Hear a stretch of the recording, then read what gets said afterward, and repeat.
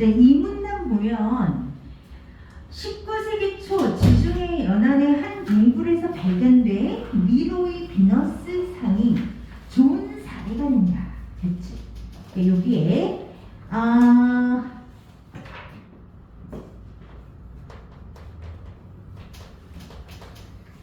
이 사례로 19세기 초 지중해 연안에서 발견된 미로의 비너스.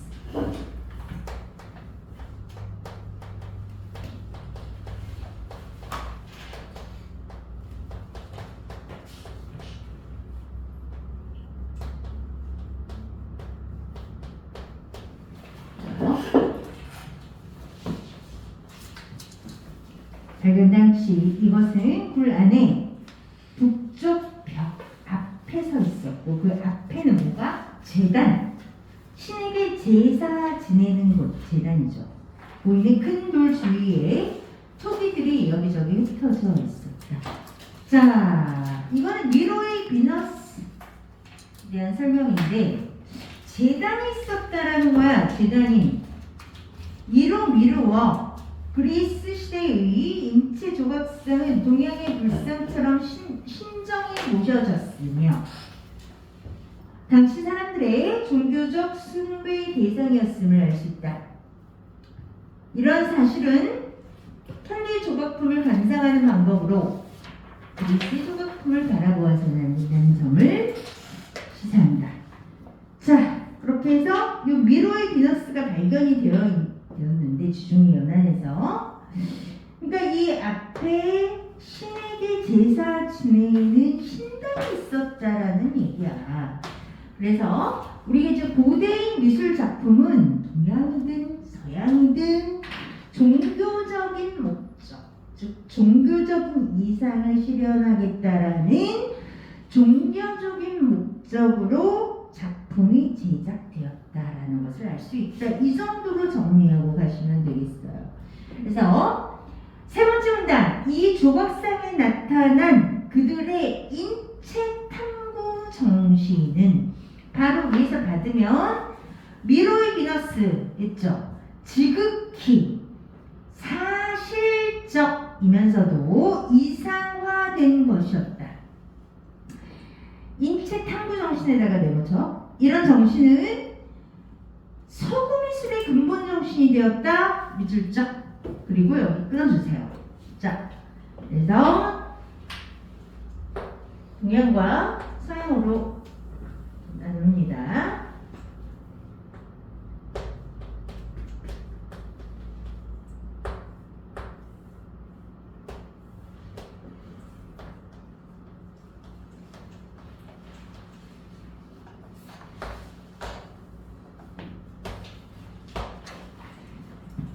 거기서 보면은 인체 탐구 정신이 나타나 있다라는 거지. 즉,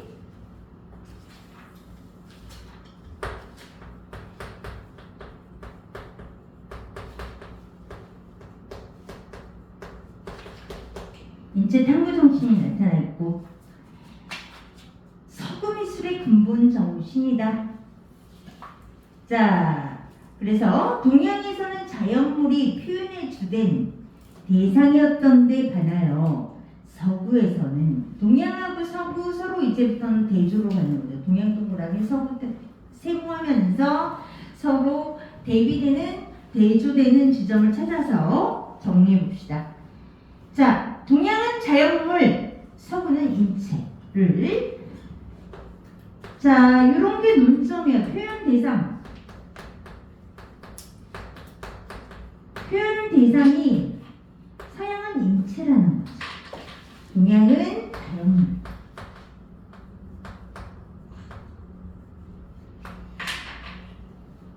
표현 대상. 요 차이가 있다라는 거네요. 그런데 서구인들은 그 많은 소재 중에서 하필이면 인간만을 주된 대상으로 삼았을까? 그것은 인간이 만물의 척도라는 그들의 독특한 사상에서 비롯된다. 자, 그러니까 이 표현 대상을 통해서 사상, 거기에 담긴 엿볼 수 있다라는 얘기예요. 즉 어떤 사상이라고 했어? 인간이 만물의 척도다.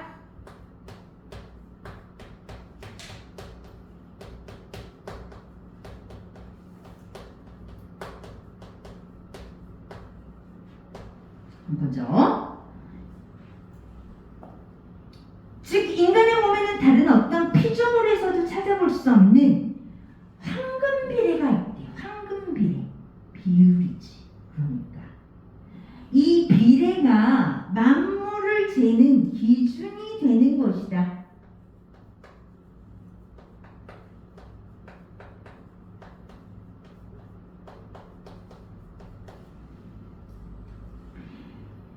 자, 다시 말해. 여기서 끊고 다시 말해. 인체를 탐구하는 것은 그 속에 신이 인간을 창조한 모든 비밀이 숨어있다고 보았기 때문이다. 이런 맥락에서 아리스토텔레스는 예술은 인간을 모방하는 것이라고 주장한다. 그래서 이제 아리스토텔레스라는 철학자는 예술이라는 것은 인간을 모방하는 거야 라고 말했다라는 거죠. 그러면서 자, 이것은 바로 서구의 미술가들이 누드를 평생의 소재로 삼게 한 불후의 사상인 것이다. 자, 그래서 여기서 왜 표현 대상이 인체인가 봤더니 자, 인간에게는 이런 황금 비례가 있어서 이것이 만물의 척도가 된다라는 사상을 갖고 있었기 때문에 그것이 미술 작품의 조각품에 반영이 되어 있다라는 얘기야. 그래서 주로 인간을 모방했어. 그리고 그래서 누드화가 서양에 맞춰. 그리고 인체, 조각상도 그렇고, 자 이런 사상이 담겨져 있다라는 거야. 한편 동양, 자 네 번째, 동양의 화가들은 유구한 세월 동안 산, 물, 나무, 동물, 곤충, 꽃 등과 같은 자연의 물상을 단순한 단골 소재로 삼았다. 동양에서는 그림을 그리는 일을 사생이라고 일컬어왔다. 사생은 산수나 화족처럼 자연을 그리는 일을 말한다. 그러니까 여기서 우리가 그림이라고 하면 뭐냐면 그림을 그린다라고 하면 사생을 그린다라는 거야. 예전에 초등학교, 중학교 때 사생대회 그런 거 있지 않았어요? 사생대회 그러면은 이런 자연을 그리는 일을 말하는 거야. 그래서 자연물을 있는 그대로 모방한다는 것은 의미가 다르다. 그리고 그들이 그리고자 하는 목적은 단순히 자연물을 있는 그대로 모방하는 게 아니야. 여기서 자, 사상은 있는 그대로 모방하는 게 아니라는 얘기야. 자, 그럼 뭐냐? 그 대상이 어떻게 스스로 살아서 움직이는가를 탐구하고 이러한 자연의 비밀이 무엇인지를 파악함으로써 결국 인간의 본성을 탐구하고자 하는 의도가 있었다는 거죠. 인간의 본성 탐구. 자, 그래서 이렇듯 여기까지가 이제 네 번째 문단이죠. 다섯 번째, 이렇듯 서구와 동양의 미술은 얼핏 보아 서로 대립적인 것 같지만 궁극적인 정신의 지향점은 같다라는 거예요. 그래서 얘네가 이런 차이점이 있는 것 같지만 공통점이 있어. 공통점이 뭐냐?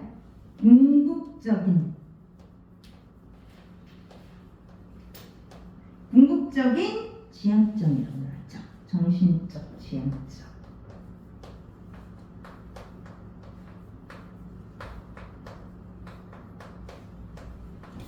얘는 같단 말이야.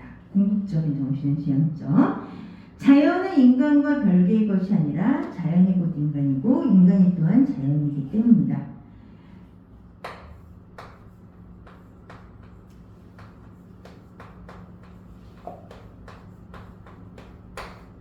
이건 공통점이라는 거죠. 공통점.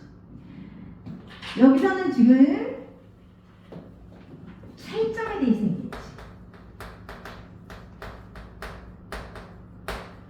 자, 그 차이점의 포인트. 이런 게 논점이야. 동서양 작품의 표현 대상. 달라. 얘는 인체고 얘는 자연이야. 그치? 거기에 표현 대상에 숨겨져 있는 사상, 깔려있는 사상. 얘는 인간 중심, 인간이 만물의 척도라는 사상이 있어요. 황금 비율을 갖고 있거든, 인간이. 그래서 인간을 모방해, 그림, 예술이. 자, 동양은 뭐냐면 이 자연 물상을 그림으로 해서 이건 단지 모방하는 게 아니라 이것을 통해서 자연물이 어떻게 생기고 어떻게 움직이고 어떻게 변하고 있지? 라는 것을 통해서 무엇을? 인간의 본성을 알아보려고 하는 거지. 인간의 본성. 그런 사상이 깔려있어요. 이 표현 대상을 통해서. 그러면 여기 얼핏 보면은 차이점 같잖아. 얘는 인체를 탐구하고 얘는 자연물을 탐구하니까. 그치? 그런데 아니야. 공통점이 있어. 결국 이 둘 다 궁극적인 정신의 지향점이 있어. 이건 뭐냐면 인간과 자연은 하나라는 거지. 그렇게 말하면 자연이 좀 더 큰 범위이죠. 그러니까 인간도 자연의 하나. 자연이 인간이고 인간이 자연이다라는 얘기야. 그러니까 동양에서 이 자연물을 통해서 인간의 본성을 보려고 한 거죠. 서양은 아예 인간을 대상으로 표현했고 그림에서.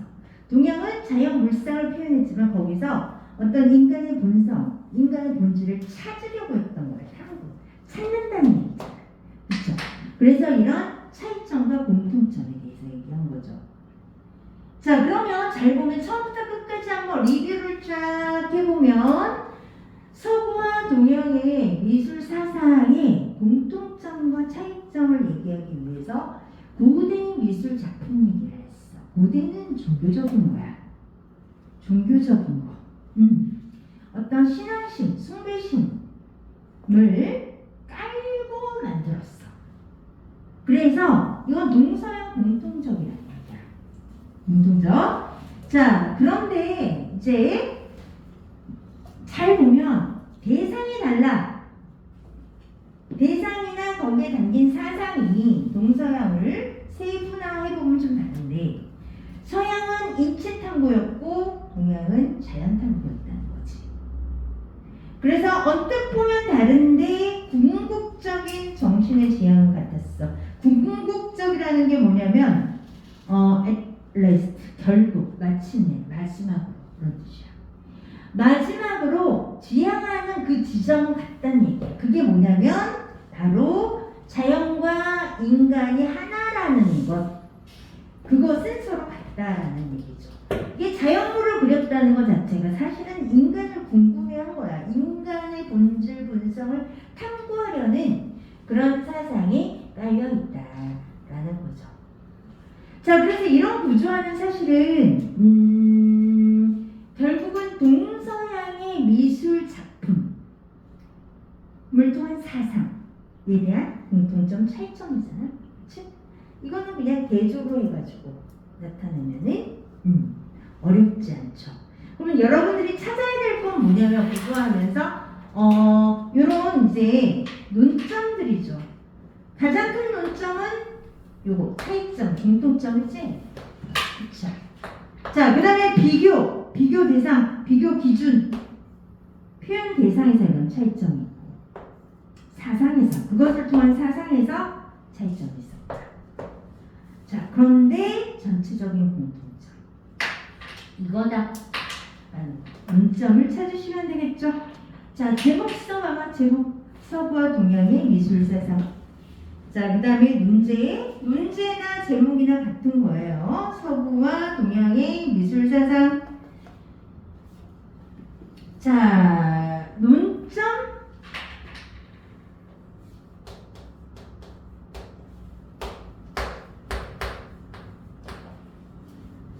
고대 미술 작품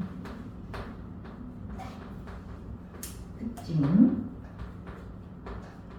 청원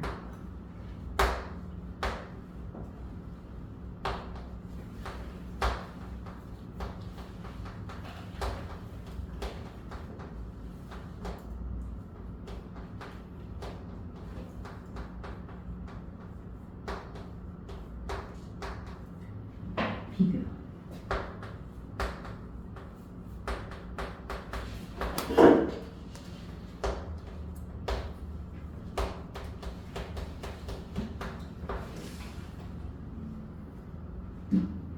대상 사상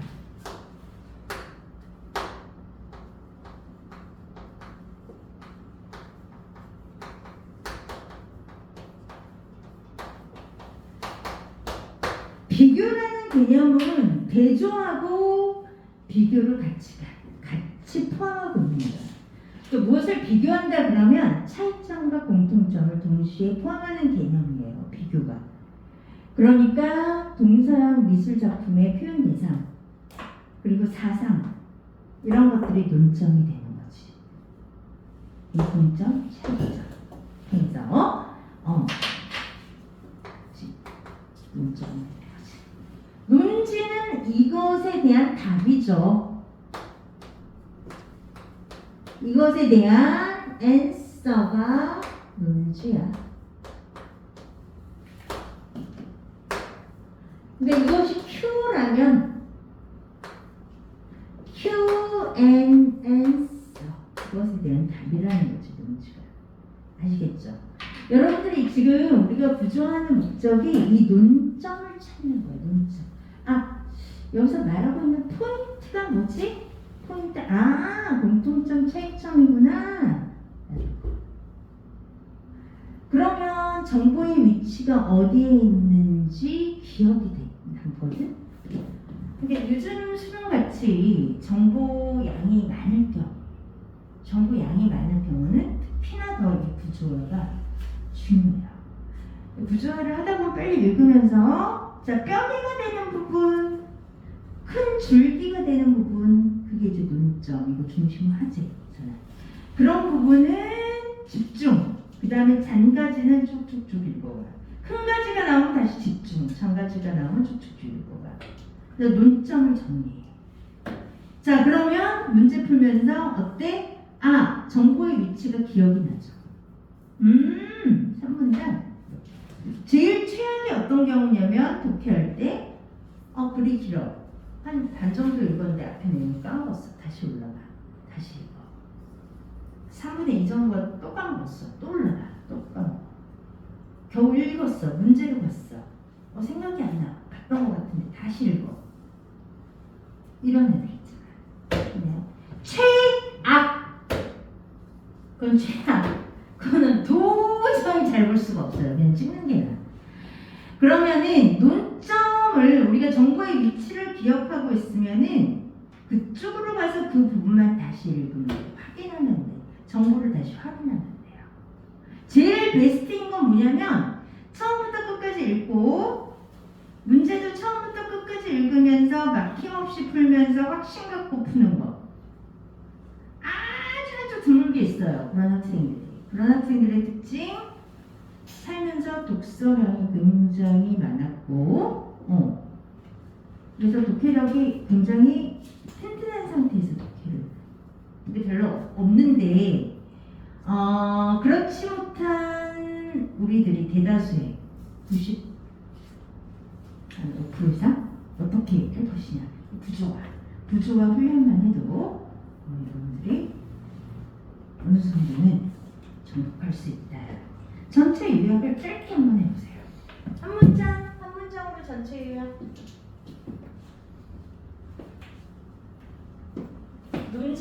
논지인데 그 답이잖아. 이 답을 이제 한 문장으로.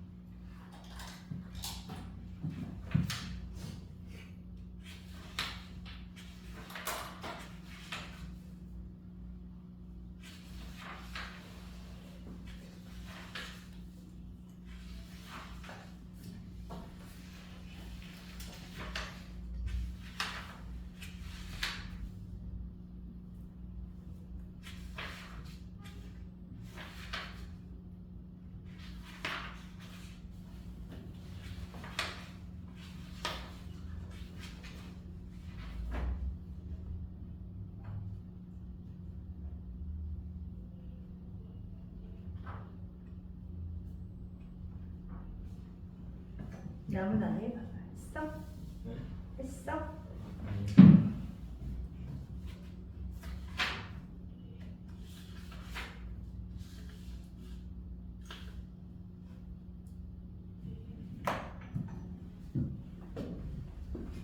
한 문장으로 요약하면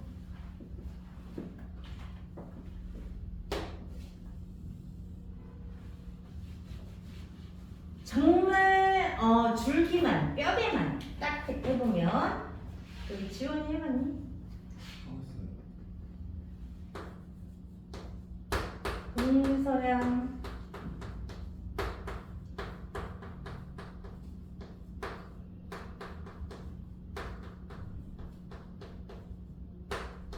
동서양 미술 작품은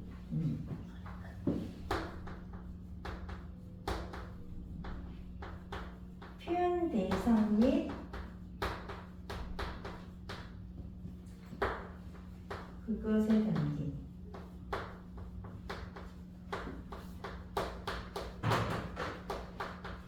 사상의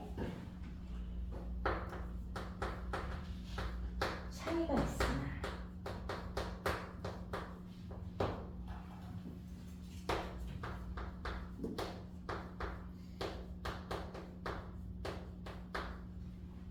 궁극적인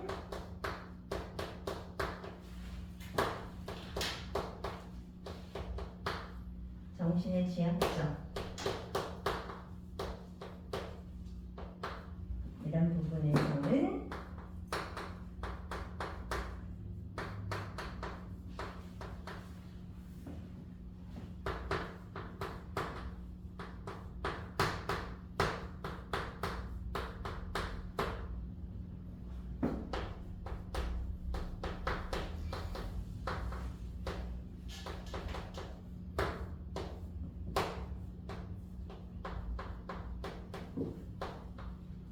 있다는 거지.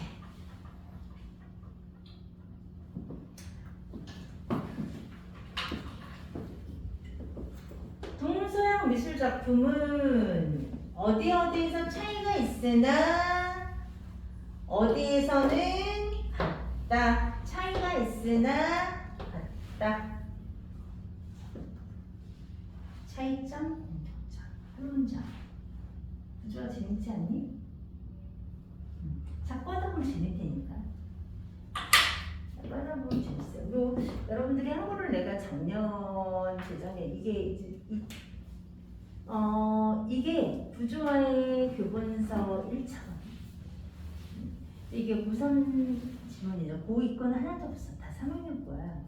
근데 이제 좀 연식이 된 거지. 근데 이때 지문도 너무 훌륭해. 이때 지문도 너무 좋은데 요즘에는 이 지문에서 조금 더 뭐랄까 할까 정보량이 많아지고 길어지고 구조가 조금 더 복잡해지고 그리고 제재 자체가 조금 더 난도가 올라가고 그런 게 있어요. 분명히. 그래서 지금 마라톤을 하면서 너무 어렵다고 학생들이 그러는데 요거를 정말 한 권을 진짜 신혈을 기울여서 내가 구조화해보고 문제, 논점, 논지 정리해보고 요약해보고 이렇게 한 다음에 마라톤을 넘어가면은 할만해요. 훨씬 더. 그리고 한 번에 뭐든지 한 번에 내가 끝내서 잘하겠다고 하는 그런 오만은 버려야 돼요. 한 번 하고 점수가 안 나와요. 그런 얘기도 해서도 안 되고 여러분들이 앞으로 고3 되기 전에 1년 남았잖아. 이제 고3 3월 목평까지 전까지 10개년간 평가원 기출을 최소 3번은 분석하고 가겠다는 마음으로 해야 돼요. 최소. 그래서 계속 보시면서 뭘 보냐면 지금 계속 얘기하고 있지만 문제 찾고 논점 찾고 건축 요약하고 문제 찾고 그래서 너무 잘하고 있어. 근데 지금 해서 이거 다 끝나면 작년에 재작년에 뭐 학생들도 보면 와 선생님보다도 더 잘하고 이번 제출한 학생들도 다 잘했고 다 잘할 수 있으니까 여러분들이 꾸준히만 계속 봅시다. 그 이제 좀 다양하게 구조화가 되는 걸 보여주려고 하는데 58페이지를 보세요. 58페이지.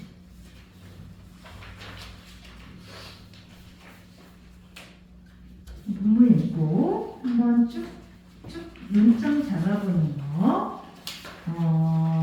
이게 자연법이잖아. 화제가 자연법. 자연법이라는 건데 쓱 보니까 학자가 나온 거예요. 이 자연법에 관해서 어떤 견해를 낸 학자들, 그리고 연도가 나오는 거 보니까 이 글은 과정이네. 이 자연법이 어떻게 발전해 왔는지의 과정을 여러분들이 먼저 한번 빨리 읽어봅시다.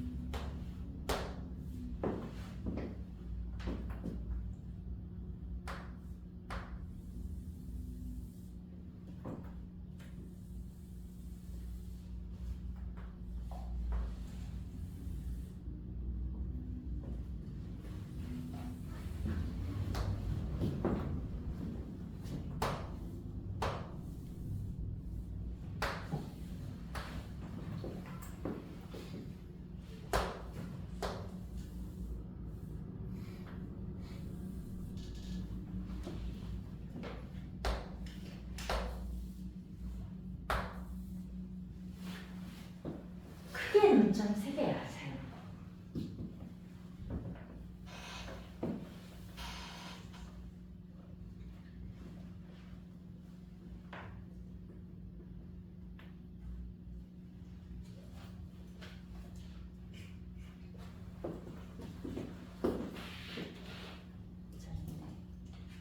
이게 논점이에요. 3개가 처음에 나오는 게 자연법이 뭐야? 개념. 도대체 자연법이 뭔가 개념에 대해서 나왔고요. 그 다음에 이 자연법이 어떤 식으로 발전해 나갔는지 그 발전 과정이 나와 있어요. 그 다음에 자연법의 의도가 나와 있죠. 이렇게 3개가 논점이죠. 첫 번째 문단에서 개념이 나와 있어. 법과 정의의 관계는 법학의 고정적인 과제 가운데 하나이다. 때와 장소에 관계없이 누구에게나 보편적으로 받아들여질 수 있는, 여기서 중요한 단어가 뭐냐면 보편적이야. 보편적, 믿기죠. 보편성에 대해서 얘기했었죠. 누구에게나 다 받아들여질 수 있는 거야. 반대가 뭐지? 보편적이 아니라 개별적. 그렇죠?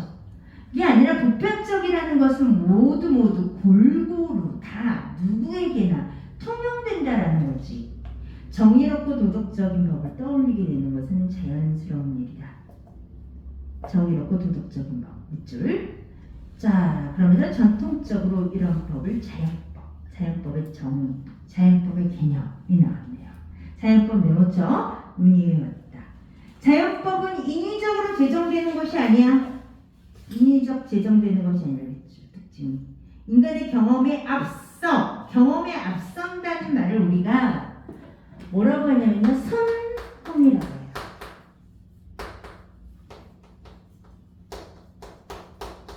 경험에 앞선다라는 거지.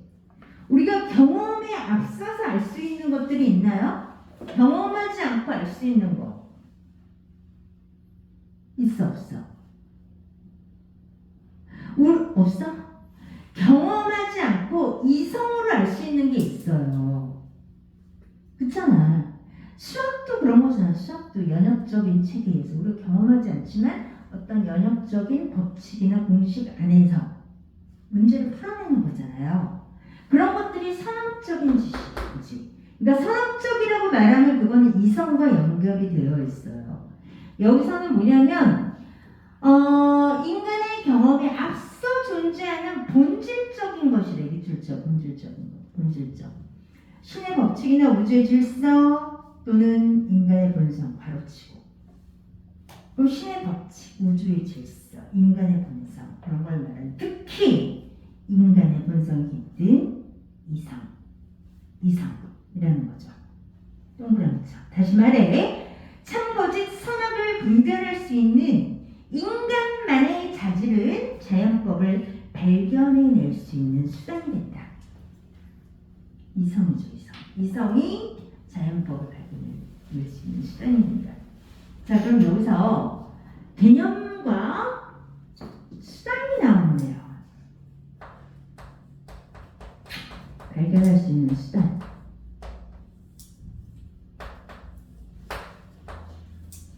다시 쪼개면 개념이 있고 수단.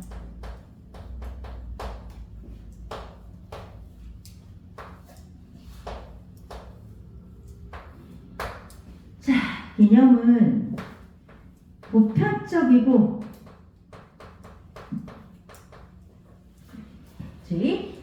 보편적으로 정의로워야 돼. 정의롭고 옳아야 된다는 거지. 그쵸? 정의롭고 도덕적인 거. 보편적이고 그 다음에 본질적이어야 해. 인위적인 게 아니야. 인위적으로 제정한 게 아니라 본질적이고 선험적이어야 한다는 거지. 선험적. 이미 우리가 경험하지 않아도 알 수 있는 것이어야 해. 그 정도로 보편적으로 정의롭고 옳다라는 거죠. 그래서 이 수단은 뭐냐? 자연법을 발견해낼 수 있는 수단은 인간이 갖고 있는 자질이야. 인간이 갖고 있는 옳고 그르다를 판별할 수 있는 기준, 그걸 뭐라고 해요? 리즌, 이성으로 자연법을 발견하는 거죠.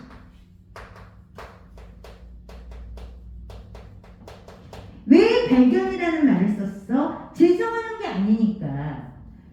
인간이 인위적으로 제정하는 법이 아니라니까, 자연법은. 그러니까 발견이라는 말을 썼지. 이성.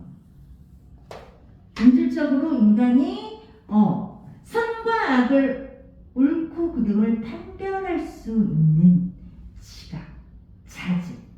그게 이성이죠. 자, 그래서 개념과 수단, 자연법의 개념과 자연법을 발견할 수 있는 수단 인간이다. 이렇게 얘기했어. 인간의 이성이다. 두 번째 문단. 2, 3, 4, 5에 걸쳐서 발전 과정이 나옵니다. 서구 중세 신학에서는 자, 발전 과정 첫 번째 중세.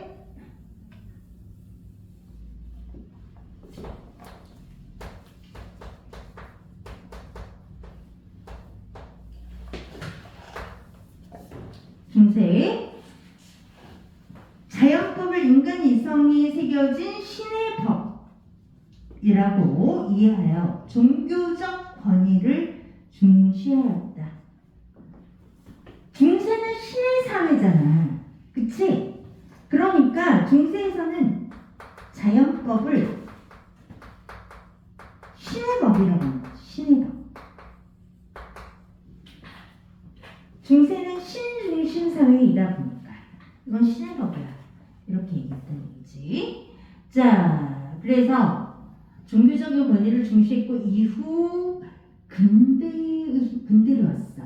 근대의 자연법 사상에서는 신학의 의존으로부터 독립했대. 자연법을 오직 이성으로 확인할 수 있다고 보았다. 자, 그런데 이제 근대에 와서는 자, 여기서 변화한 거죠. 왜냐하면 이거 신학에 의존하지 마. 신학으로부터 독립해야 돼. 자연법은 오로지 이성으로 확인할 수 있는 거야. 그랬죠. 인간 이성이 중요해.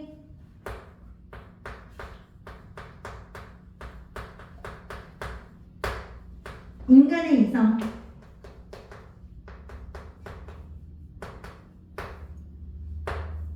이거죠.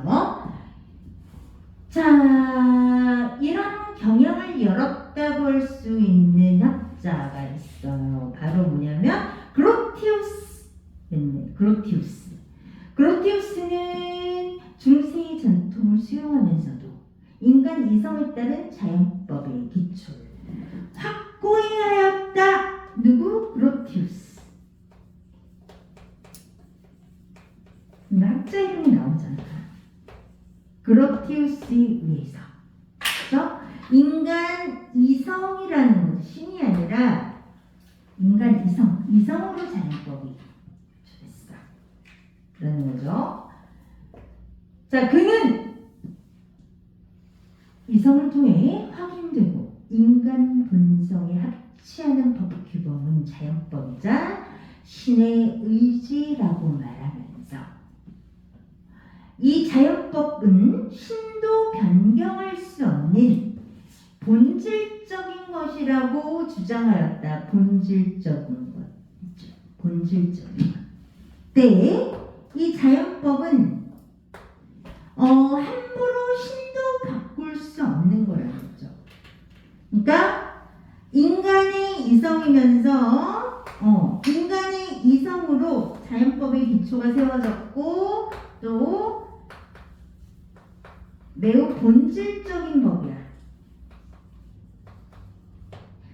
신도 어떻게 할 수 없는 본질적인 법이라는 거죠. 신도 변경하면 안 돼. 자, 그래서 이성의 올바른 인도를 통해 다다르게 되는 자연법은 국가와 실정법을 초월하는 규범이다.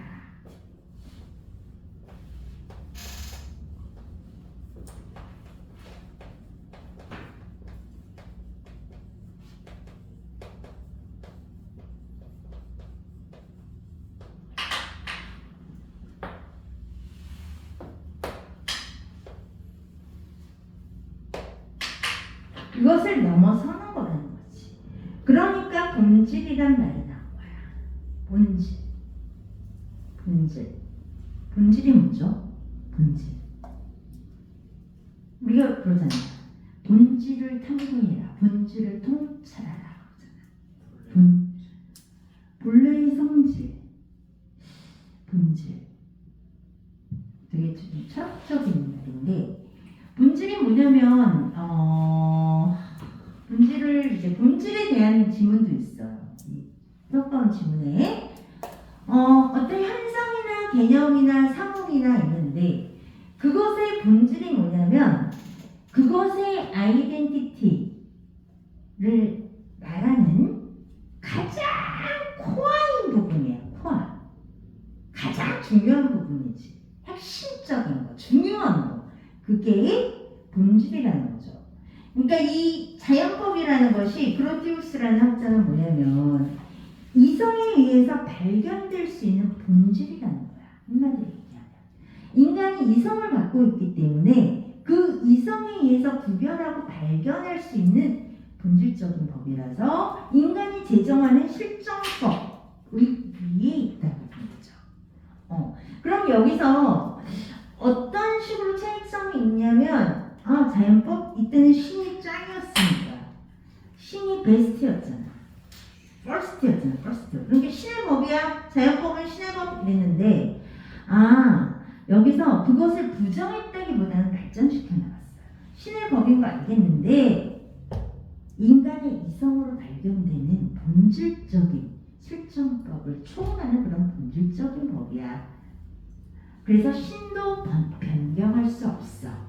신의 법이라고 할 만큼 중요한 거 맞는데 신도 변경할 수 없는 본질적인 법이야 라고 그로티우스가 얘기를 한 거예요. 그러니까 좀 변화한 거죠. 발전한 거죠.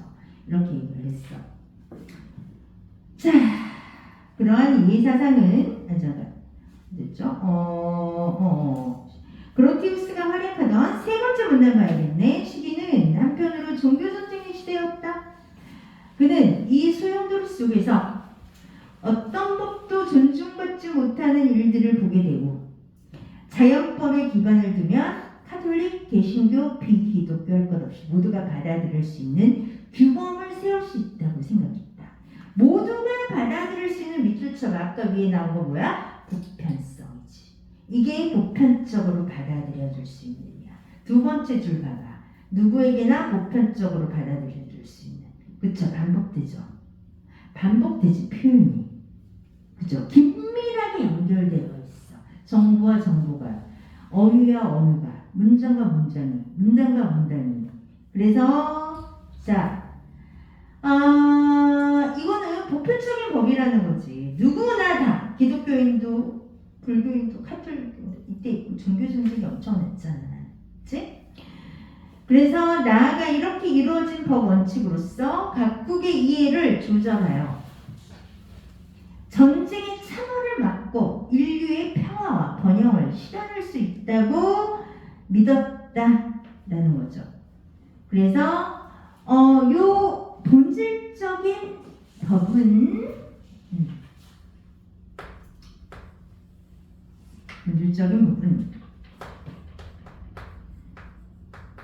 각국의 이해를 조정할 수 있는 보편성을 갖고 있어.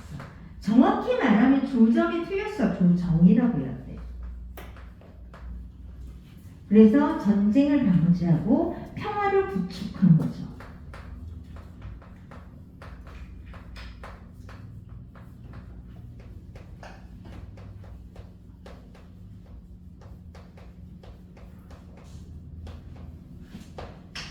그러니까 세상에서 일어나는 전쟁의 원인은 뭐냐면 서로 다르기 때문이거든. 사상이 달라서 싸우고 종교가 달라서 싸우고 문명이 달라서 싸운단 말이야. 그러니까 자, 그로티우스는 뭐냐면 각국의 이해를 조정할 수 있는 보편적인 법이라는 거지. 보편성을 갖고 있다는 얘기야. 이 보편성이 바로 서로 다른 차이점을 조정해서 평화를 구축할 수 있다는 얘기죠. 그래서 보편성입니다. 이걸 더 강조한 거란 말이야. 자, 그렇게 해서 그의 사상은 1625년 전쟁과 평화의 법이란 저서를 놨다. 책도 썼대요. 이 책에서는 대전의 요건, 전쟁 중에 지켜야 할 행위 등을 다뤘으며 그에 대한 이론적 근거로서 자연법 개념의 기초를 다지고 그래서 자연법 개념의 기초를 다졌대요. 그것을 바탕으로 국가 간의 관계를 규율하는 법 이론을 구성하였다. 이게 국제법이지. 국제법. 그래서 번호가 순서대로는 순서대로는 아니네. 1, 2, 3, 4가 아니라 A, B, C 이걸로 해야겠네. 꼭지가 이거랑 이어지니까 A, B, C, D, E. 그렇게 해서 탄생된 게 국제법.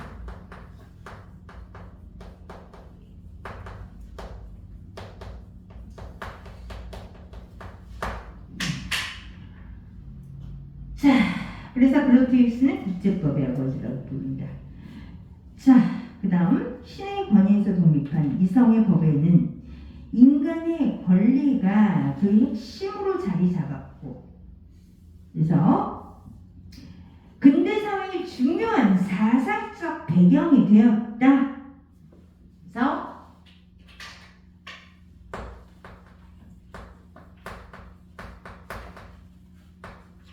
인간의 권리, 그것이 핵심이 되었다.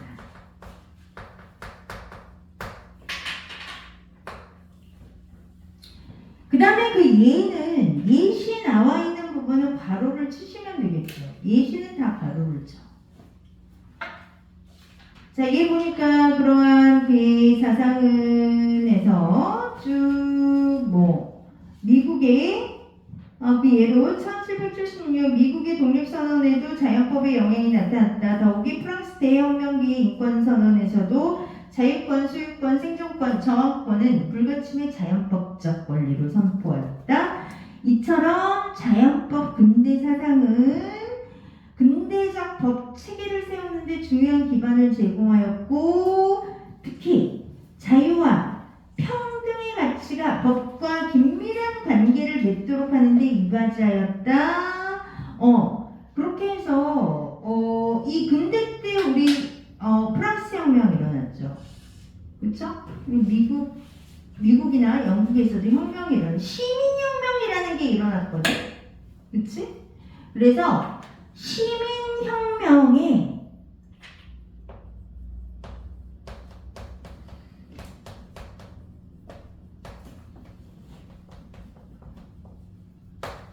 사상적 배경이 있는 거지.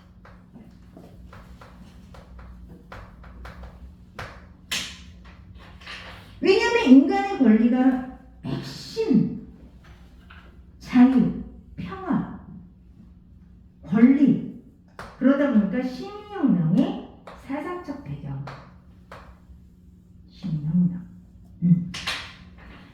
자 이게 근대야 근대 자유와 평등의 가치가 법과 긴밀한 관계를 맺도록 했다. 그러나 19세기 짜자잔 이거 좀 옆으로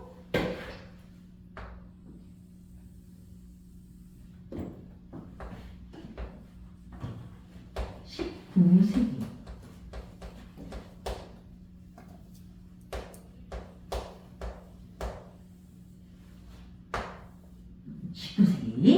19세기에 들어서는 현실적으로 자연법을 명확히 확정하기 어렵다는 비판 속에서 자연법 사상은 퇴조하는 경향을 보였다. 네.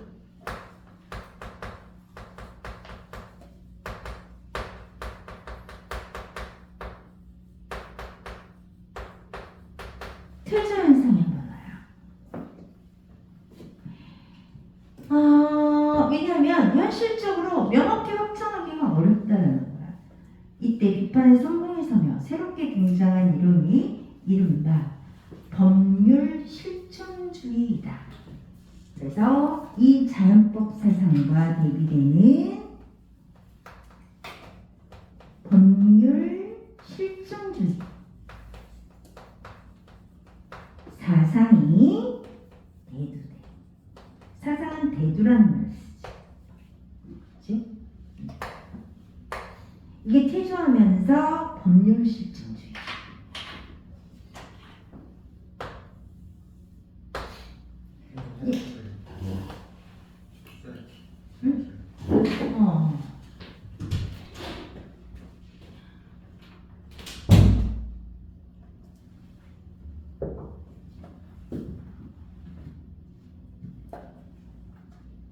법률 실존주의는 국가의 입법기관에서 제정하여 현실적으로 효력을 갖는 법률인 실정법이라고 하죠. 실정법만이라고 했어. only 실정법. 이것이 법으로 인정될 수 있다는 입장이다. 이에 따르면 입법자가 합법적인 절차로 제정한 법률은 그 내용이 어떻든 절대적인 법이에요. 또한 그것은 국가 권위의 근거에서 이루어진 것이므로 국민은 이를 따라야 할 의무가 있다. 이것이 바로 법률 실천주의의 내용이에요. 그러니까 의회를 통해서 제정한 실정법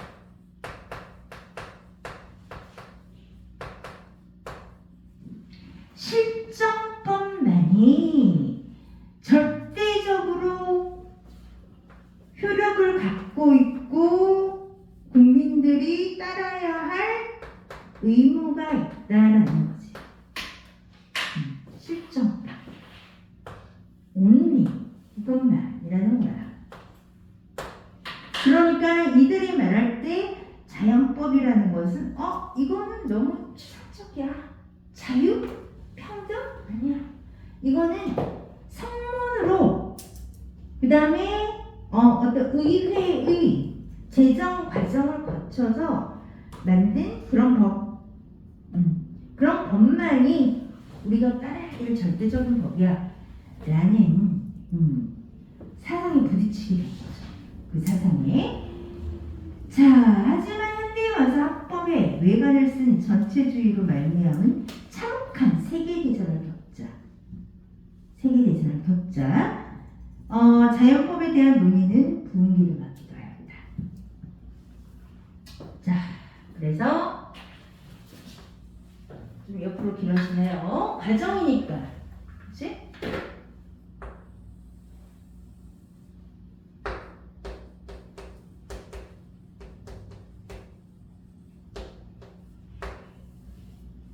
우리가 흔히 말하는 현대가 20세기 이후라고 하거든.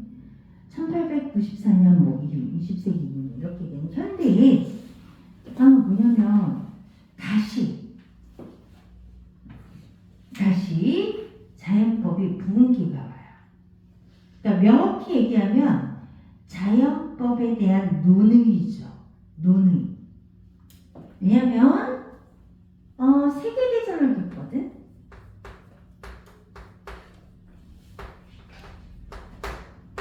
세계대전을 통해서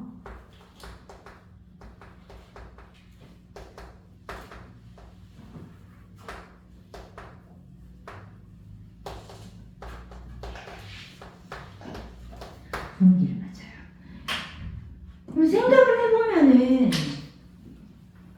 1차 세계대전, 2차 세계대전을 맞이하면서 인간이 너무나 잔인한 거야. 세계대전에서 인종청소를 해버리잖아, 히틀러가. 이때 학살된 유태인이 600만 명이란 말이야. 인종이 다르다는 이유로 학살을 해버려요. 이 1차 세계대전, 2차 세계대전을 겪고 나서 야, 국제법이 있으면 뭐해? 그 인간이 이렇게 잔인한 인간이 만든 실정법? 야, 인간을 어떻게 믿어? 호모 사피엔스 좋아하네. 호모 사피엔스가 이성이 있는 인간이 인종이 다르다고 저렇게 잔인하게 죽일 수 있냐? 이건 아니야. 자연법에 대해서 다시 생각해. 역시 자연법을 다시 생각해봐야 돼. 본질적으로 옳은, 누구나 다 옳다고 받아들여질 수 있는 본질적인 법, 본질적으로 정의로운 법, 거기에 대한 논의가 다시 분기를 맞이한 거예요. 이 세계대전을 거치면서. 그게 현대라는 거죠. 그렇죠? 짜자잔, 여기까지가 발전 과정이에요. 그렇죠?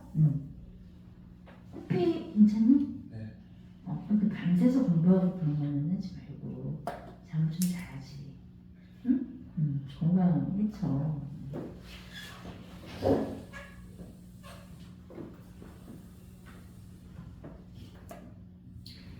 자, 그러면서 마지막에 뭐라고 하냐면 거기에 하지만 현대에 와서 합법에 의한 전체 논의가 다시 시작되고 오늘날 자연법은 그러면 뭐냐? 실정법이 지향해야 할 이상을 제시하는 역할에서 이런 역할이 생긴 거야. 그 여전히 의의가 인정된다. 의의.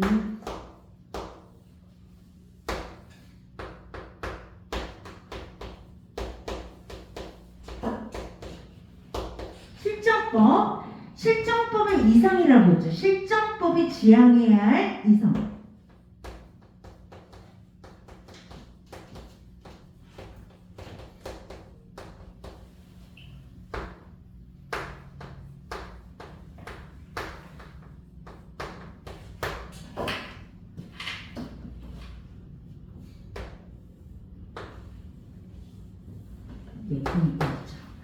자, 그러면은 자 봐봐. 자연법 크게 보면서 부분으로 가는 거죠. 자연법이 도대체 뭐냐 개념이 나왔고, 그렇지? 그다음에 자연법을 어떻게 알 수 있지? 인간의 이성, 자연법의 수단, 배변 수단. 자, 그러면서 이 자연법이 고대부터 현대까지 발전해온 과정에 대해서 얘기했어요. 그죠? 그래서 예전에 신중심의 시대였던 중세에서는 자연법 이꼴 신해법이라고 했었는데, 근대로 오면서 인간의 이성에 집중하게 된 거지. 아니야.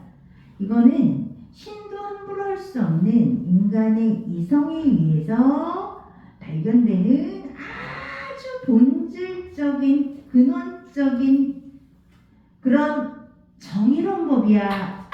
이거는 국가도 또 의회에서 제정하는 그 실정법 위에 있는 본질적인 법이야. 그렇기 때문에 누구나 다 받아들여지는 보편성을 갖고 있어서 각국의 이해를 조정해서 평화를 실현할 수 있는 법이야. 그래서 이제 국제법 같은 게 탄생을 한 거죠. 그리고 나중에 근대로 넘어오면서 프랑스 혁명과 같은 자유와 평등을 추구하는 시민혁명의 어떤 사상적 배경까지도 됐어요. 이게 자연법. 자, 19세기에서는 그런데 약간 퇴조 현상을 보여. 그 이유가 뭐냐면, 야, 그게 추상적이잖아. 자연법, 자유, 평등 이런 거. 법이라는 건 말이지, 실정법만이 효력이 있어. 실정법만이 절대적으로 우리가 지켜야 할 법이야. 왜냐하면 국민의 대표, 이때 이제 민주주의가 정착이 되잖아요. 19세기면. 그러니까 의회, 국민의 대표인 의회에 있는 국회의원들이 발의해서 제정한 그 법들만이 우리가 지켜야 할 의무가 있는 법이야. 그러면서 이때 약간 퇴조를 보여. 자연법이.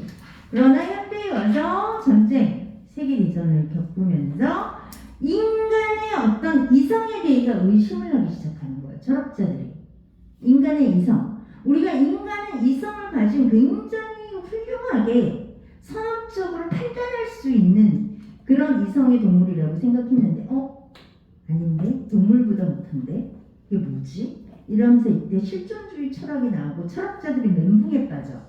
이게 뭐야 이거? 그러면서 그때 다시 그래. 인간은 뭔가 믿을 수가 없어. 인간은 연구 대상이야. 자연법.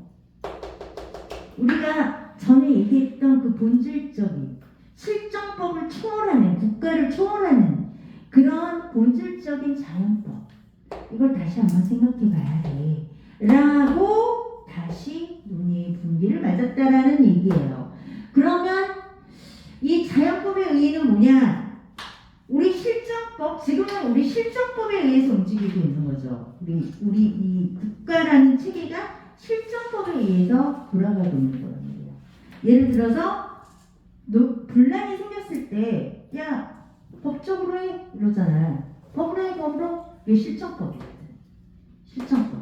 실제로 정해진 법이라는 얘기예요. 그러니까 법에 그런 게 없어. 그럼 무죄 판결을 받는 거잖아요. 때로의 법, 그게 실정법인데 우리가 실정법을 따라야 되잖아. 그치? 실정법을, 즉 민주주의 국가의 국민은 실정법을 따라야 할 의무가 있어요. 그러면 이 실정법이 나가야 할 어떤 가장 아이디어란 가치, 그거를 자연법이 제시한다라는 얘기죠. 그런 면에서 의의가 있다. 의는 가치, 의미, 그런 뜻이에요. 그래서 크게 세 꼭지 논점, 개념, 과정, 의의야. 거기에서 발전 과정에서 시대 순, 중세, 근대, 현대로 왔고, 이런 면에서 발전했다가 이런 면에서 퇴조됐다가 다시 부흥기를 거치고 있다. 그래서 이런 의의가 있다. 이렇게 항상 전체 속에서 부분보기 항상 얘기하지만 부분에 집착하면 절대 구조화를 할 수가 없어요. 그래서 전체를 한번 쫙 읽어보고 이거 자연법에 대한 얘기네? 어떤 얘기라고 하고 과정 쫙 나오고 의의를 설명한 거네. 그렇게 큰 틀에서 그 다음에 쪼개는 거지. 그쵸? 근데 세준이가 이벤트를 걸자마자 하루 만에 이걸 다 했잖아. 이벤트를 걸고 나서 근데 나는 이제 놀라운 인간의 잠재력을 발견한 거지. 평소에 숙제도 잘 안 해오는, 숙제도 50% 정도밖에 안 해오는 애가 그 한 번을 밤새서 어쨌든 되게 거칠게 했지. 막 했는데 내가 솔직히 인간적으로 기가 막 자기 하루 만에 해야지. 그러지 않으면 애들이 해올 거라는 거지. 상상해. 막 그냥 했는데 솔직히 인간적으로 이거는 줄 수가 없다. 상품 이벤트 이거는 생각을 줄 수가 없다. 성의 있게 다시 했거든. 그 다음날 또 했어. 그런데 얘가 이러는 거야. 두 번째 하니까 첫 번째 할 때는 그냥 무조건 빨리 해야겠다는 생각밖에 없었는데 두 번째 할 때 직독직기가 되더래. 그냥 읽으면서 구조화가 되더라는 얘기. 왜냐하면 내용을 한번 봤잖아. 구조화를 했잖아. 그러니까 이게 이런 거지 하면서 처음에 구조화했던 거에서 정리가 되는 거야. 이 논점들이. 그래서 분명히 앞필이지만 처음하고 두 번째 게 좀 달라.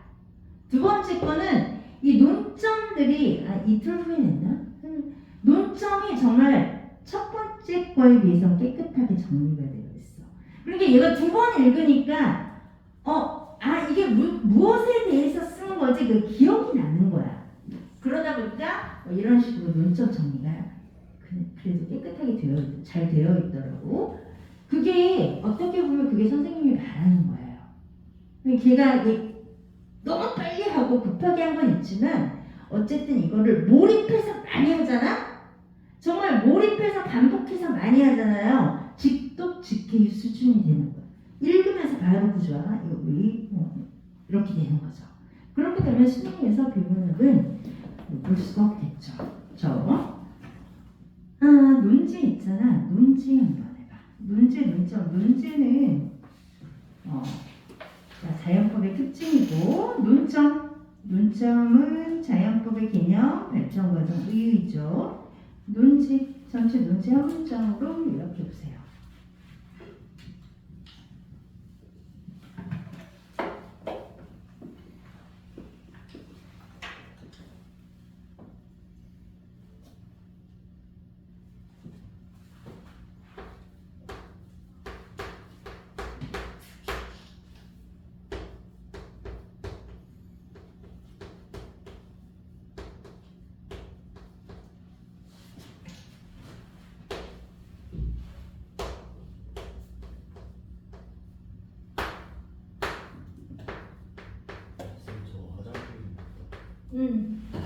왜 끝났어 이제? 30분에 끝나지? 점심시간이네. 알겠습니다. 자, 이거 숙제 부지런히 합시다. 이제 점심 먹고 오세요. 네, 30분까지.